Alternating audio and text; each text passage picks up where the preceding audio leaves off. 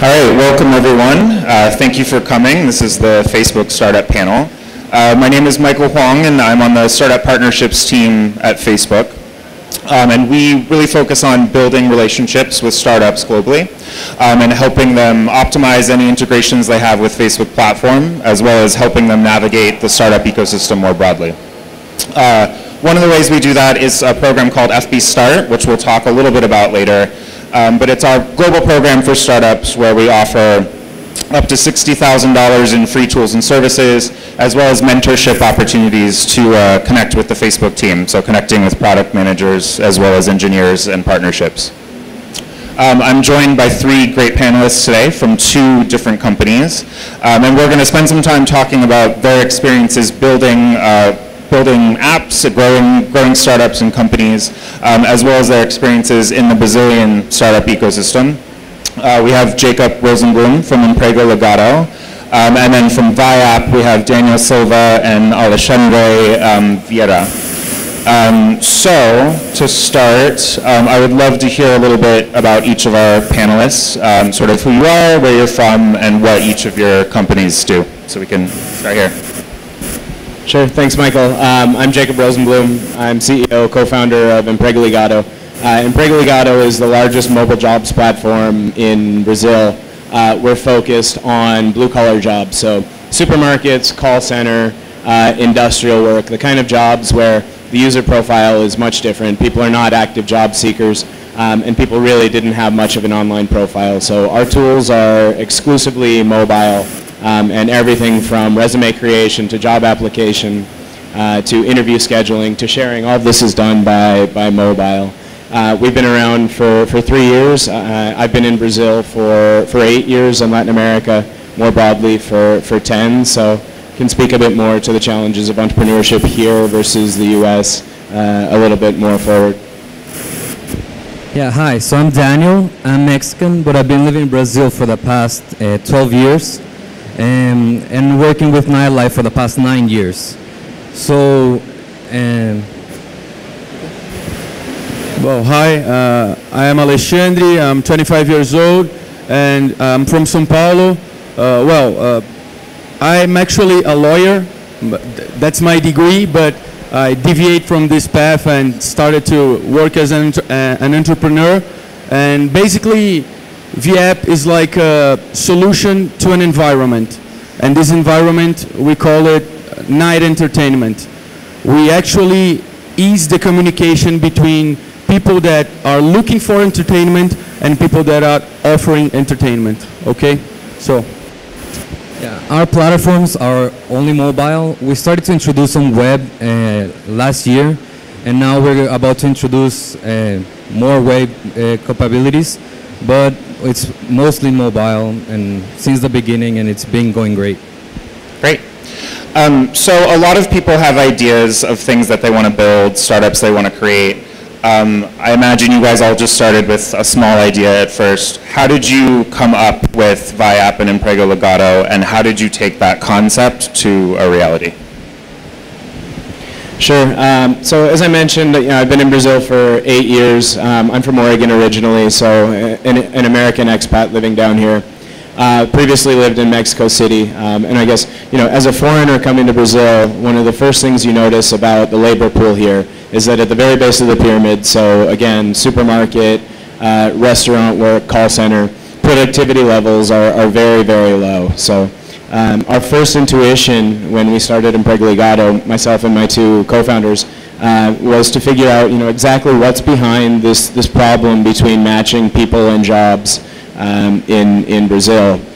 And what we found out was that given kind of very chaotic logistics in the metropolises here, so everyone knows very well the traffic situation in Sao Paulo is kind of a nightmare. It's a nightmare for everyone, but who it's really terrible for are the people who are taking public transit. So there was a very acute problem logistically in terms of matching people with jobs that made sense for them.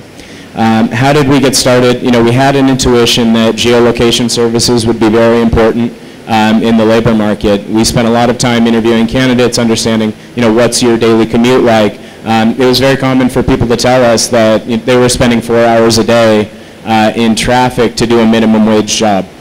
And we asked them, why are you doing this? And it was really lack of transparency about what was available close to home. So, that was really the kernel of the idea, that we were going to be taking inefficiency out of the labor market that was causing very low productivity levels by reducing the friction between the need to spend several hours a day in a job that you're only going to spend 3 or 4 months working at. Anyway, in terms of how did we get it off the ground, the 3 co-founders in 2012 in Zona Norte in Santana here literally spent 6 months building a marketplace on one street. So we had a car and we had a 3G card, and my 2 co-founders who were doing product and coding were literally sitting in the car while I was going door to door, knocking on the local gift shops, the local employers, asking them to post their job on our prototype that would send the job offers over people's cell phones via SMS and call the people in the neighborhood to come and apply. So, very guerrilla work, literally very focused on what's the real need here and how are people going to use this prototype from the very beginning. Yeah, so for the app, it was just like Jacob, being an international person. I've lived in Mexico, in the US, in Argentina, and now in Brazil. So one of my co-founders, he's also lived in a couple of different states here in Brazil. So when he was moving around, just like me, we perceived that every single time you went to a new city, to a new state, you didn't know anybody, you wanted to go out at night, have some fun, you wouldn't know where to go to, you wouldn't know what to do unless you knew a local or a promoter. So we had the idea to create this app to make it easy to find places, even if you've never been to that city, and be able to send your name to the guest list or buy tickets in an easy manner without any hassle or stress. Because because we had some bad experiences that, for example, we sent our name to a guest list and then we got to the nightclub or to the party and the name wasn't there. So it creates a bad environment for somebody that is visiting a new city, and you can get into a place or something, and so we try to take all that stress away and be like, okay, so if you're gonna go out, enjoy your night. Cool. So you guys both mentioned co-founders. How did that process go? Finding an initial team? Did you guys have to leave jobs? Were you both aligned on what you wanted to do? Did you have technical co-founders? Our co-founder situation is extremely unique. Essentially, the 3 co-founders were all dear friends at Stanford. We graduated in 2003. So, a very long history of friendship, trust, which I think is really important. I'd already been down here for 7 years when we founded the company. And essentially, my 2 dear friends who had very complementary skill sets, one with web design and the other with a legal background, which is also very important here as you're getting off the ground. We're also willing to move down to Brazil and invest, 3, 4, 5, 7, 10 years, however long it takes. I think, all 3 of us really love Latin America, really love Brazil, so, we had the right mix of commitment and passion. So for the app, we started 5 co-founders, and you can say it's a lot of people, but it's because everyone had their own specialty. So we had one that took care of the finances and administration. Me, I took care of the marketing. We had 2 sales and 1 for the legal. At the beginning, because of our different business model that that we have today, we were more of a sales and marketing company rather than a technology company. That's why we didn't have a co-founder with that special ability. But later on, we started to realize that we needed this, and then we went on to find people we could trust that actually knew about this. And so that's we launched that prototype in November of 2012, and then we actually became a company after we saw that people were going after it. They really liked it, and there was a big viral buzz around it. So we're like, okay, so this is good. Let's officialize this. Let's create a society and go for it. Awesome. So you guys have an idea. You've created a prototype and a product. You've built an initial founding team. Now that you have to tackle all these other things, from scaling your product, user acquisition, all these different priorities to building an app as well as building a business, how did you go about prioritizing the various things that you need to manage as a startup? I imagine we'll get to the subject a bit later on in the panel, but kind of the white elephant in the room in Brazil is really funding. So, as in Silicon Valley, every step of the company construction process is really systemized. At every stage that you're at, there's debt, there's equity, there's derivatives, and also there's a very competitive market to fund the best ideas. Here in Brazil, you're really constantly proving yourself. So we've raised $7 million to date, but we did it over 2 years. We used a lot of convertible notes, and it was always, okay, we need to get to just one more step in terms of proving ourselves, in terms of proving traction. We were fortunate to have around $200,000 in personal investment. So essentially the three founders had put in their entire asset value behind the idea, which was helpful. It allowed us to build for a year before we were really going out to investors. But we were always very focused on what's the next little bit of proof that will bring us the next $200,000, $300,000, $500,000, $700,000, which I think is really how you have to think about it. The funding environment here is very, very lumpy. So you really can't fall into a dead zone where you're not really sure what your next deliverable is. So on the funding piece, do you think there are a lot of opportunities to get funding outside of Brazil, even though you're focusing on the Brazilian market? So around 2 years ago, in 2012, 3 years ago now, there was kind of a bonanza of startup activity here. A lot of investors who were very curious about emerging markets, on the back of a lot of macro things that were going on in the U.S., global financial crisis, really became very interested in looking at Brazil and looking at opportunities here. And there were a lot of fundings that happened in 2012, 2013, and then foreign interest pretty much dried up. And it's not kind of frustration with the Brazilian economy. It's not view on the currency or the political situation here. It's really they put in their initial bets. And they're really waiting to see, how quickly do things actually happen here. So I think 2014 was a very difficult year for people to look for money outside of Brazil. This year has been great. There was an acquisition of Princi. Peixe Urbano also was acquired by Baidu. Nubank did a $10 million Series A. We did a $7 million Series A. So I think it's really, really a good time to kind of piggyback on a lot of the traction that generation of companies that came from 2011, 2012 kind of built. So for VIAP was funding the initial thing that you guys focused on as well? Yeah, well, monetizing VIAP at the beginning wasn't easy because it was a completely new business model. We didn't have any basis before to realize, so we have to follow this path. It's a completely different path. We have to try. We have to make mistakes and learn from these mistakes. And in the beginning, our client that we think that we would have money from this client, they didn't see value in our product at the first place. So after some time, we started to gain more and more users. And they started to use our product not just once, but in the next week, and in the next week, and in the next week. And we realized that the users would implement the VApp in their lives, in their night lives actually.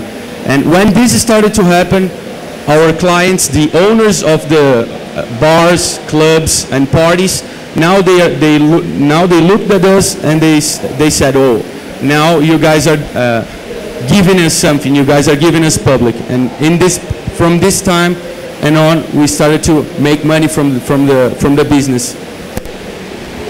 Yeah, just like Alessandro was saying, so at the beginning, yeah, we had some difficult time because we were pioneers in this market. When we started the company, we researched and there was nothing like us anywhere in the world.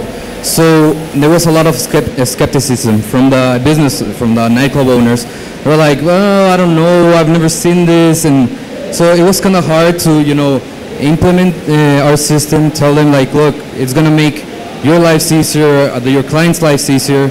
And so it took this time until they started to, we started to take a lot of people to their venues, and they started to say, wait, this is getting easier. It's getting, it's automatic. I don't have to have any stress. It's right there. It's easy.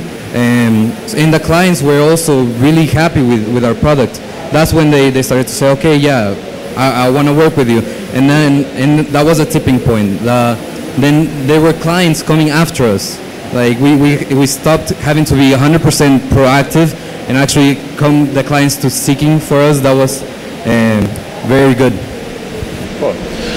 So in the US, I think a lot of times companies attract funding because they have huge user growth and engagement, and that's sort of the focus a lot of the times with startups in the US. They grow their user base first and then think about monetization afterward. Jacob, you talked about kind of showing those incremental proof, like moments of proof when building your startup. Do you think that's similar here? Was it about user acquisition and engagement, or did you have to have a robust revenue strategy when trying to raise funding as well? Well, at the beginning, we did that exactly. We had the user base. That was the focus. So our focus was marketing.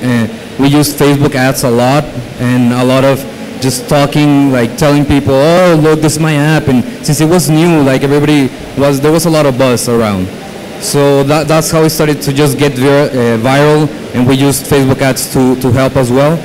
And so at the beginning, it was self-funded. The 5 co-founders just put all the funds till we actually got to the business model that was scalable, and then we said, okay, so let's get to the break even.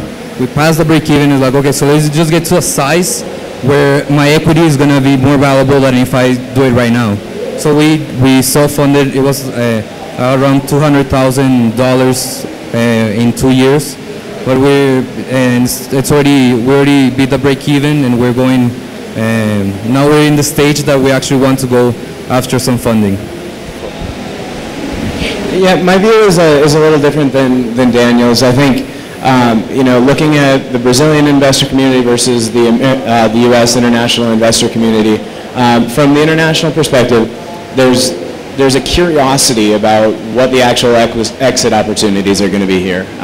Still people are talking about Buscapay, Mercado Libre. We're still talking about, the unicorn exits, which were a few $100 million in some cases, but from, 10 years ago, maybe even more. So from the U.S. perspective, there's a very clear push for you to figure out and prove how you're going to make money as early as possible. From the Brazilian investor side, you really have VC investors who are approaching investing from a much more traditional perspective. So a lot of times you have consultants or private equity guys who have kind of moved down the capital structure and are also very focused on how are you actually going to make money. I think as an entrepreneur in Brazil, even though you obviously sacrifice growth, the burden is really on you to prove how you're actually going to generate cash from a much earlier stage than it would be in Silicon Valley, for example, where someone will buy into a profitability metric 10 years down the line. So how does one do that? Does that mean securing paying clients just earlier on, and was that difficult to do? Yeah, in our case, we work in the human resources industry. It's an industry that was perfectly ripe for disruption here. There are 43 million blue-collar hires done every year in Brazil, and none of these are done via job site. These are done by the old staffing agency model. So something that might have died 500 years ago in the United Kingdom, still people here in Brazil look to staffing agencies and consultancies to fill their blue-collar jobs. And the prices that they charge are exorbitant. So for us, it was very easy. We set our pricing very low. Essentially, let's cover our marginal costs. We know that, we're a multiple cheaper than all the other options in the market, and let's try to find a halfway point where we're not creating too much friction. No one ever tells us we don't want this because it's too expensive, but we can still show that our margin assumptions are there. Yeah, in this sense, we agree with Jacob. It was the same at the beginning, since it was just a new concept. We didn't charge anything, so we're like, okay, so we knew that we needed a multi-sided platform. So we needed the nightclubs in order to get users, and we need the users in order to get the nightclubs and the parties. So that's why we started to offer for both sides for free. And then when we started to use to grow the user base, then okay, so what side is gonna start to pay, and we subsided so that the user pays a little with some features, the nightclubs pays license fee, just so that we don't become another stress or another big money consumption service. So we did it like that for 1 year. And then that's when we started to charge. So talking a little bit more about user acquisition, you guys talked about a few things: keeping prices low, guerrilla marketing techniques, Facebook ads. How did you think about user acquisition more broadly, and what kind of advice would you offer to someone who's just starting out and really focused on growing their user base? Well, to start with, I think you have to know people in the market. So all our co-founders, everybody knew people in the nightlife. We knew a lot of people. We had a big social group, so we were able to viralize our own product within our social groups, and then to start to expand that. So that's one of the huge points that made our application explode at the beginning. Yeah, basically I think that the two things more important if you're building an app is, first one, technology. You have, of course, to be very, very precise in the technology part, and the other thing is relationship, because in our market, at least, that is night entertainment, relationship changes everything, because once you start a relationship with the owner of a club or of a bar or the owner of a label of a party, and the guy likes you, you sell well your product, the guy will be faithful to you. He will stick to you, and if any competitor shows up, he'll say, no, this is my partner, I'll stay with him. So relationship make the app survive for a long time when we didn't monetize yet, okay? This was the same for users. We took a lot of care with our customer relationship with them. Every single problem, one of the co-founders would go and issue like the minimum problem. I can't log in, I can't log anything we did, like, and if the person didn't get our answer, we would try to find them on Facebook or call them, and they always complimented us like, whoa, this was a great service. So because of this, the user also, after a couple of months that we were on the market, some competitors started to come into the market, and the users were like, no, I'm gonna use you guys because I loved your service. Like, you were so attentive and really, like, you're helpful, you know. Yeah, I agree on both points with Daniel and Alexandre. I think, first of all, you got to nail your value proposition from the beginning so that you make sure that engagement is not a problem. You can't lose the user once you convert them. But I think the other point that they mentioned about really knowing your user, I think that's super important. The first step is being really good about developing your personas, understanding, what is the technological profile, what is the psychological profile of this user, and then the next step is figuring out where are they. So in our case, we're the opposite of Via API. We're really kind of, foreigners in Vila Madalena developing applications for Class C D&E Brazilians to find work. So really kind of the opposite end of the spectrum. But we spent a ton of time figuring out, how do you actually find this user? And I still think that a lot of the answer in Brazil is offline media. And I think, we kind of jumped in with SMS, we jumped in with offline at a time that the tides were really going the other way. And that created a lot of opportunity for us to build a really interesting user base in the beginning. When we started 3 years ago, both organic and performance on Facebook were great sources of acquisition and engagement for us, but also the volume was relatively limited given the technological profile of the user. So, I think my biggest advice is you should expect that a forward-looking strategy in Brazil and in emerging markets in terms of user acquisition, in a lot of ways also looks backwards. So, you can't just take kind of the standard channels that people are converting customers on. You really need to be very entrepreneurial and even a little guerrilla in terms of looking at, where can we actually find pockets of users. Yeah, just like Jake said, I agree with him. We used Facebook at the beginning, and we've been using it ever since. It was a great tool to be able to, we started to get a publicity manager, to be on some magazines, on the newspaper, and then we used those like big buzz to then maintain it throughout the social networks and maintain that buzz. And then when we started to fall a little and people started to maybe not talk so much about us, and we did another big or party or publicity ad or something to get up again, and then just keep that, trying to keeping the investments maybe more spread out instead of trying to like just do a big boom and then not be able to maintain that for long. So I think maintaining your communication always with the user instead of just like, okay, so I appear maybe for like a week and then people forget about you, and then maybe a month later you appear again. It's like, no, so it's better to appear more often so that you'll be in the top of mind of the people. Awesome. So you guys both mentioned Facebook ads, and potentially organic growth through Facebook. How have you guys leveraged Facebook to grow your business and gain user acquisition, and what kind of things have you done to optimize use of Facebook? Well, I think basically the Facebook was with us in our structure since the beginning, and I think that the best part of using the tools is that they will help you to know your user better, like the profile of your user. What's the like to direct merchandising and propaganda, you can really understand the profile of your user, like using the Facebook login, for example.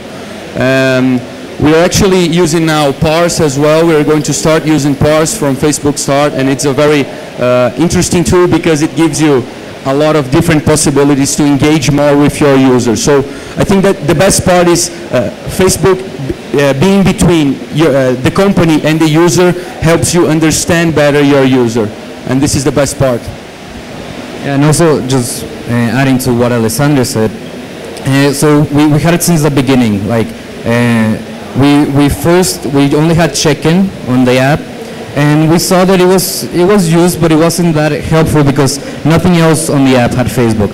So we introduced Facebook login and the friend picker. So we saw that this made the interaction with the app a lot easier because everything would be filled out. Like you wouldn't have to write the name of every single friend to go to the guest list, or you would just choose your friends, and then those friends would be, you would know how many of your friends are actually going to these events. Because we knew that, well, nightlife is all about social. So this helped us a lot. Also having the interaction with the Facebook pages, so that also we maintain almost like a blog, always talking about what's new in the nightlife, what's new in this environment, and well, really helping us to keep the user engaged and grow that user base, to then the clients be happy. On our end, you mentioned Facebook Connect. That's been huge for us. I think, in the class C, D, and E, middle and lower class world, the concept of a password, maybe even the concept of a login, kind of died before it was even born. So, trying to have a specific handle, having a password, that never went anywhere for our specific user. In the early days, when it was very easy to actually convert users from organic content, we built several 100,000 fans very quickly on our Facebook page, using content that was very relevant to them. So class C, D, and E users, maybe it's not even jobs content that they're looking for, maybe it's sports, things like that. It was very easy for us to build an initial community, which one, converted users, but two, really helped us a lot with branding. So, whether it was the job seeker, or whether it was the actual HR manager, would go to our website, they would understand, okay, these people really understand who this user is. This is a unique source for me to go and find middle and lower class candidates looking for my jobs. Performance, face ads was always the best source for us in terms of specific job opportunities, specific regions of the city, other cities in Brazil. That has always worked very well. So we mentioned Parse, we use Parse. The other tools in the FbStart package that we use Adobe Creative Suite, we use Asana, we use SurveyMonkey. So very excited about the discounts available, but also really looking forward to how we can actually use Facebook as much more of a platform. So in terms of getting much better about sharing our app, getting much better about Facebook Graph API, looking at how we're actually going to be tracking sharing behavior. That's really the next generation of our proximity with Facebook. So you guys both talked about how being able to engage with your users, it's important to be able to understand who they are. And that it sounds like Facebook kind of helps you to a degree to understand that by leveraging the social graph. Once you got all this information about the people actually using your products, was there anything that you learned in particular that surprised you about the people that engage with your apps? Well, one thing that surprised me was at least here in Brazil, I think in almost all parts of the world, women pay less to go into nightclubs. So because of this, our guest list provides better prices for women. So most of our demographic is women. So because we weren't expecting this. We were expected to be maybe 50-50 or maybe even more men. But I think that the percentage that they pay less is lower than women. So men don't really care. And I think they're less planned to actually send the guest list or buy tickets on time, more like women. So that was a surprise for me. Also, just to touch on the Facebook Start, we also use Asana. We think it's great. It helped us. The package from Facebook Start really helped us at a point that we needed more organization. We needed to be able to contact the user better. So we had SurveyMonkey, MailChimp, and these tools are sometimes the plans they can get a little expensive by how big you are. And with a big user, we had a big user base and we didn't know how to use this much. So we started to do some segmented emails to be able to communicate better with these users and tell them, oh look, we're selling this party. So that was really great, and it helped us and boosted us at a time that we really needed it. From our side, we learned a ton about user engagement, what their actual behavior is, what kind of content is relative to them. We have a jobs marketplace where our competitive advantage is understanding perfectly the Class C D&E worker and what's relevant to them, both in terms of their labor search and also kind of what their day-to-day life is like. So, this is fed back into everything from our Android application development to our actual marketing and sales materials, where it helps us very much to be able to present to an enterprise client here a very detailed analysis of what their worker base is like. What are their day-to-day habits like? What's interesting to them? It's been a very clear competitive advantage for us that a staffing agency, for example, really wouldn't be able to do. So guys, it sounds like you guys have learned a lot about the Brazilian market. Are you thinking about new markets at all? And if you are, how are you going about that process? Well, we always think, since it's a digital company, we always think about new markets. I mean, it's right there. It's maybe get a representative and just go there. And at the beginning, we thought it was that easy, but then we learned that even a nearby city like Rio de Janeiro is a completely different environment. It's different type of relationship with the club owners or our clients. So at the beginning we tried to expand to the nearby cities, but then we saw that if we weren't focused, our focus was going to be divided. It wasn't going to be, it's still startup. People we're gaining credibility in the market, So we're like, okay, no, I think it's better to focus, dominate one city, especially São Paulo, which is the entertainment and economical capital of Brazil. So the other cities and other states will look at São Paulo as a reference. So let's do it here. Then when we dominate this market, then like we already have requests from other cities and other states. We're like, oh, we're holding them off, like, oh, just in a couple of months. Because then when we go, we actually go there and impact, because that's that thing. If we don't have users, we don't have clients. If we don't have clients, we don't have users. So to get one client, we're going to have very little users in that city or that state, and it's not worth it. So we chose Sao Paulo. Obviously, foreigners coming down here as a use case. Really, if you're looking to Southeast Asia, if you're looking to the rest of Latin America, Sao Paulo and a bit more broadly the Brazilian market is really where you want to kind of prove your business model before you scale it. Emprego Ligado is about urban mobility, and it's about taking all the inefficiency out of the labor market. And as we look kind of at other metropolises, particularly in emerging markets, we look at indicators such as mobile penetration, education disparity, so what is the percentage of the population that does not have tertiary education, and also high penetration of service sector jobs where there's really not a lot of differential between one background and another. So as we look at expansion plans outside of Brazil for 2015, it's really based on those three indicators. So even within Brazil, I think there are several startup hubs. There's Sao Paulo, there's a vibrant startup community in Rio, as well as Belo Horizonte. What are the advantages and disadvantages of being located in Sao Paulo versus these other startup ecosystems? Yeah, I think in other cities outside of Sao Paulo, there's a very clear advantage that you can corner a market. If you can prove something in Belo Horizonte, that's just as valid as you proving here in Sao Paulo. The huge disadvantage to Sao Paulo is obviously the cost. So, you'll spend 3 times as much on salespeople and engineers here as you will for arguably maybe even better quality people in Belo Horizonte, in Recife, less so in Rio de Janeiro, but across the rest of the country. So it's really a question of, is there enough talent where you need to be? If you're looking to fundraise, it helps you to be in Sao Paulo. Most of the investor community is here.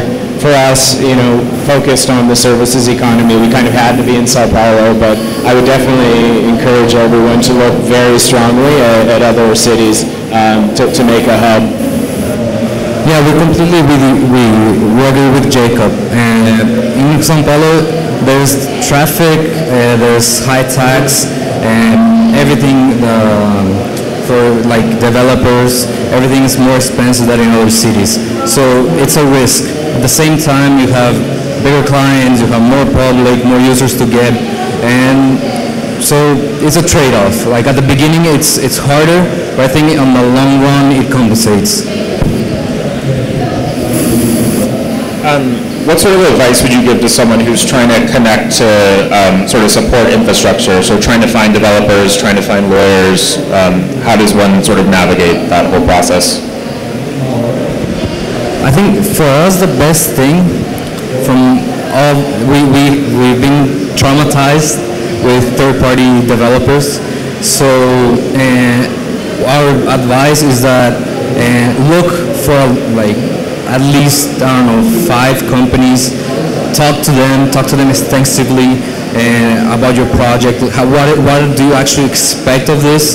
Not like, don't go only for the price. I mean, if the price is better, the service probably won't be. So like really dig into it, see if it's worth it, and this goes for development companies, for lawyers as well. And ask for their experience in this market, like have they worked with startups, with entertainment, with technology, or developers, what type of other mobile apps have they used, can you interact with them? Don't like just see the screenshots, like really go after it and really research if it's, try to even speak with other clients of that law firm or that development company to see if it's really worth it. Because once you're in, it's a long process, it's expensive. So then to switch to another one, it's like, oh, the other company will be like, oh, I don't know if I wanna just take over. I'd rather start from the beginning. So it's another long and very expensive process. Just complementing Daniel, I think that you need to have someone that knows about that specific subject inside your company. Like, you can use a software house, okay, you can use someone else to build your product, but you need someone inside to understand what's happening, because in the beginning we had no one that really understand about technology. So in our first contact with a software house, they told us, this is gonna cost X and it's gonna take some days. And we say, okay, we don't really know if it's this is the cost and this is the time that they will expand, but we don't really know. So it's important for you to have someone inside your company that knows about that subject, even in technology or in law, knowing about the laws of the place you are. And in our case, being in São Paulo was a strategic decision because of the market. Entertainment is here, mainly. And now that the model works here in São Paulo, we can go somewhere else and looking for other places.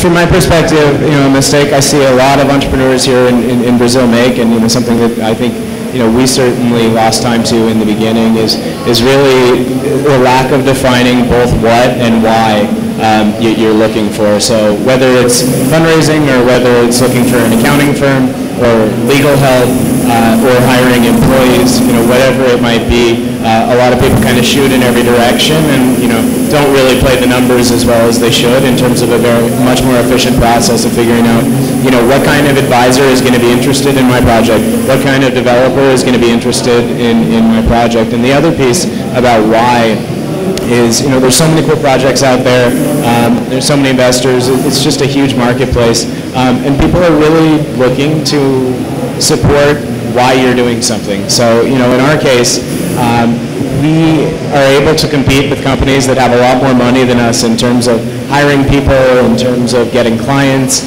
in terms of bringing in investors, because people understand, when 3 people put all of their life savings into a project and stick it out for a long period of time, or when you're able to express that, we have a very profitable business model, but there's a social angle and there's an environmental angle. We're reducing traffic here. In Brazil, concepts like urban mobility and employment are up there with soccer as like the 3 main religions here. So you pull on these strings and people have a visceral reaction to want to be supported, to come into the cause. So we've been able to hire developers, executives. Obviously we've been pretty generous with our equity in terms of options. I think that that's extremely important. People do believe in that. I know it's still not a very common practice to distribute stock options here. We believe wholeheartedly in it, and I can give you 5 to 10 examples of people who would have gone to another company if they didn't feel like they were really buying into a cause. So elaborate very well. Don't lead with what, lead with why.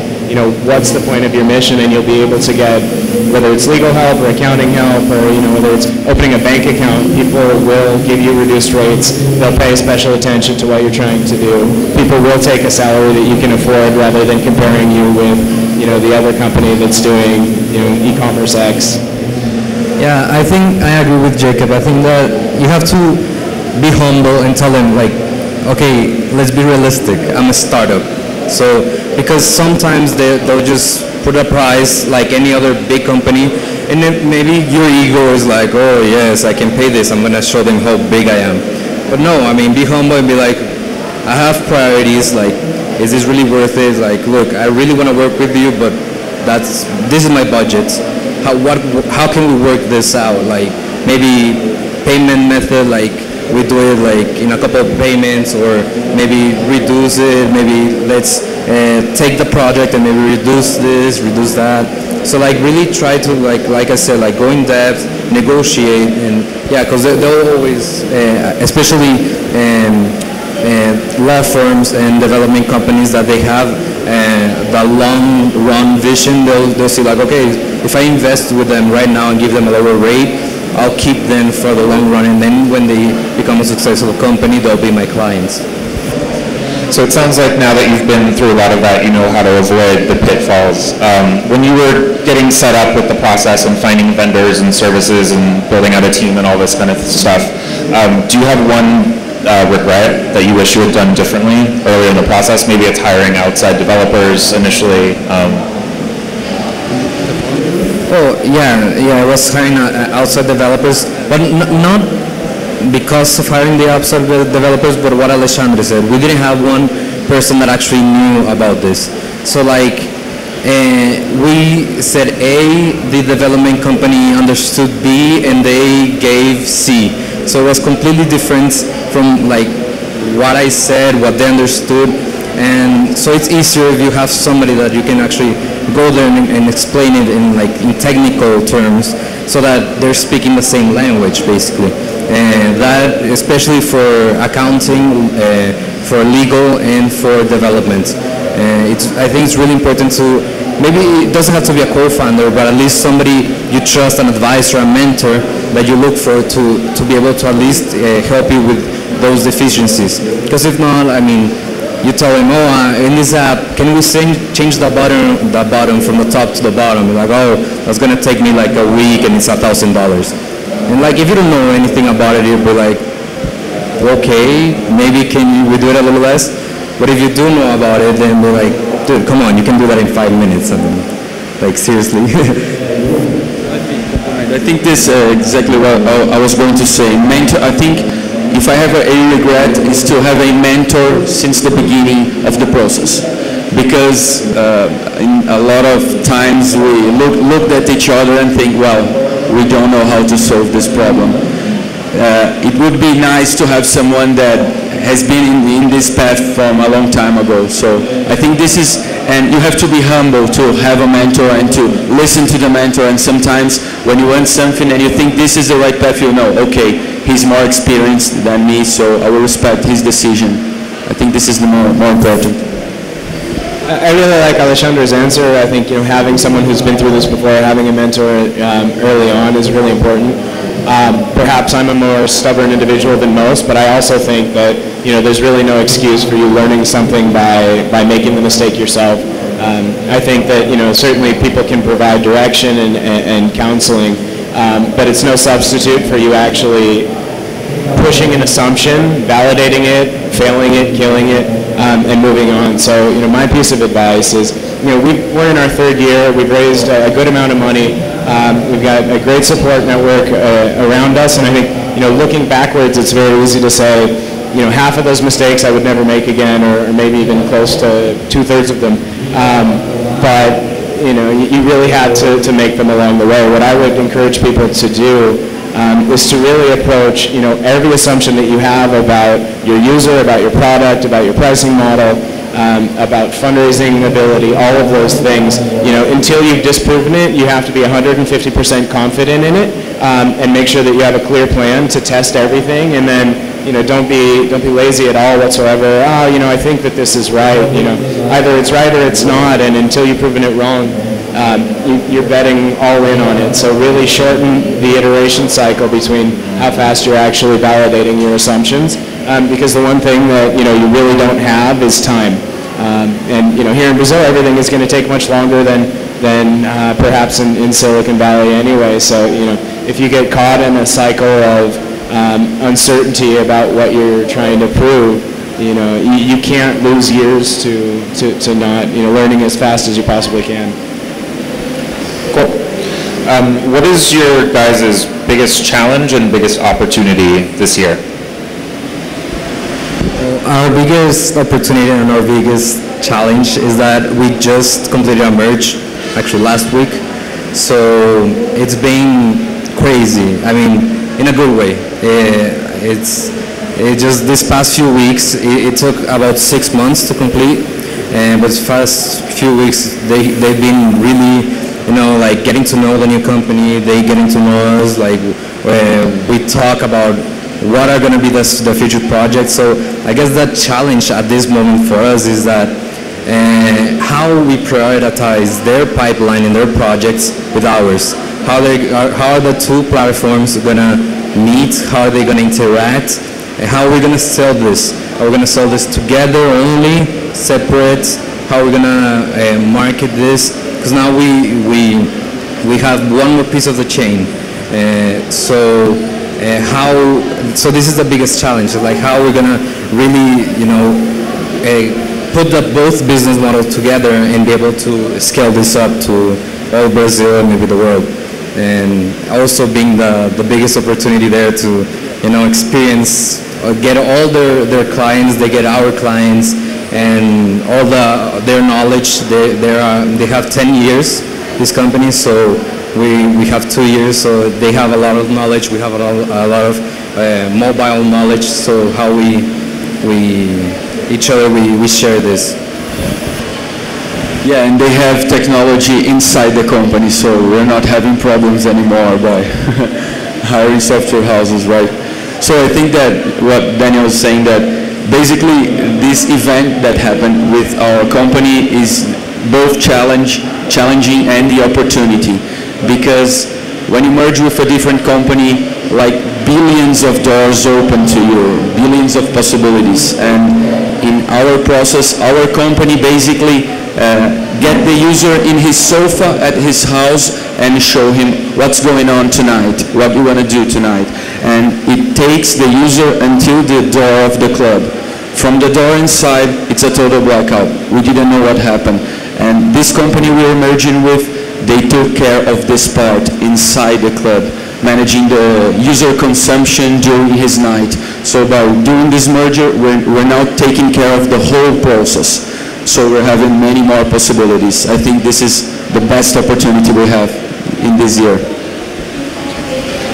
In our jobs marketplace, we've got two sides. We've got Pessoa Física, we've got the job seekers, and we've got companies. We monetize to companies who are seeking the workers.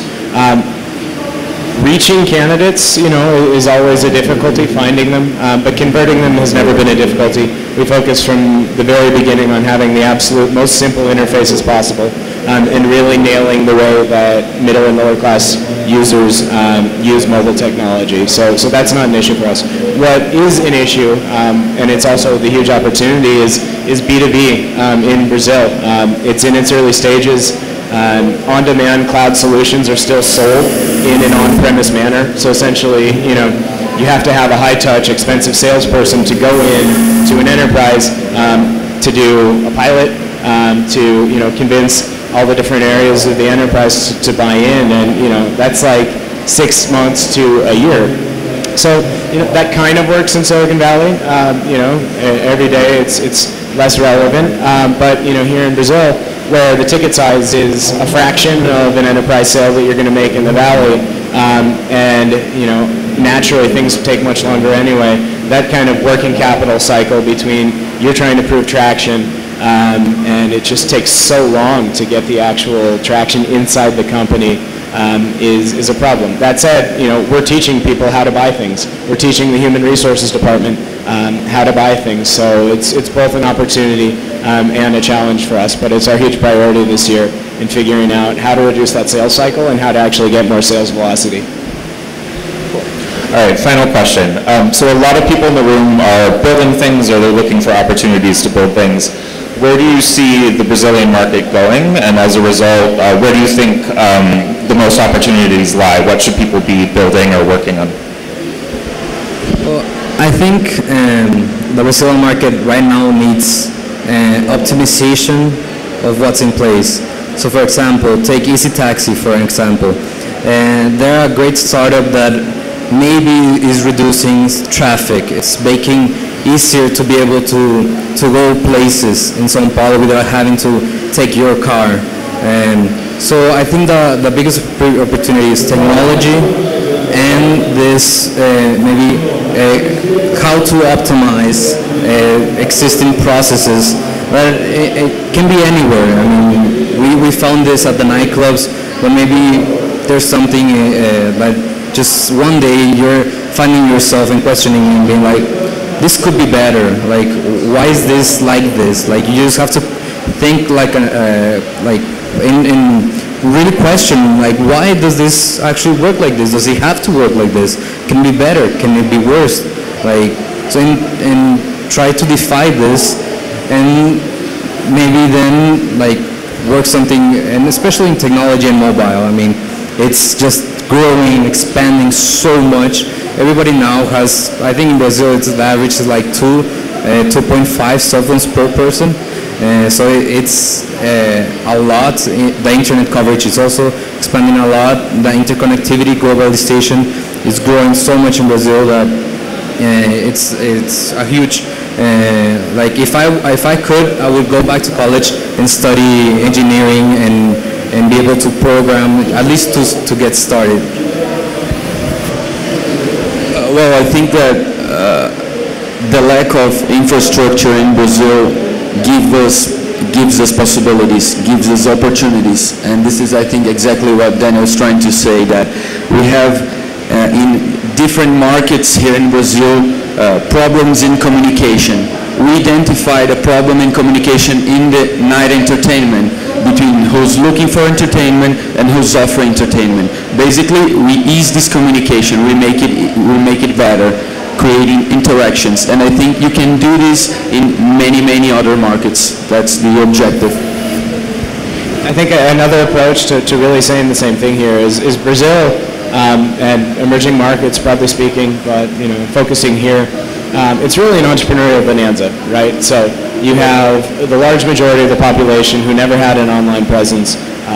Mobile democratization now, as you said, 2.5 phones in everybody's hand. But I think really what's so exciting about that is that these are virgin technology users, right? They're just learning about applications. It's really kind of the first time that they've had their own personalized technology, and you can really teach people things. We in Prega Ligado are bringing people from the SMS to the online world. Our app is 0 rated at Vivo, so we're actually lifting people up out of the SMS world and baptizing them with data. And if you're kind of the first experience, you can start over. We're not building on the back of other applications that have been built. It's focusing on a work population that is largely functionally illiterate, is very visual, is extremely social, and figuring out how do you build products from the ground up. So I think it's extremely exciting.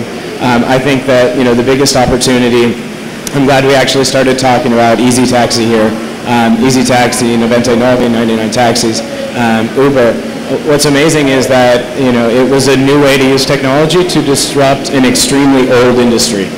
So the taxi industry, the nightlife industry in their case. In our case, people are still hiring workers the same way they did 50 years ago here in Brazil. So you can completely skip the online portion and just come up with a radically different way that is an order of magnitude more efficient than the other options out there. And when you combine that with really high barriers to entry, I think there's just so much opportunity, and it's a really exciting time.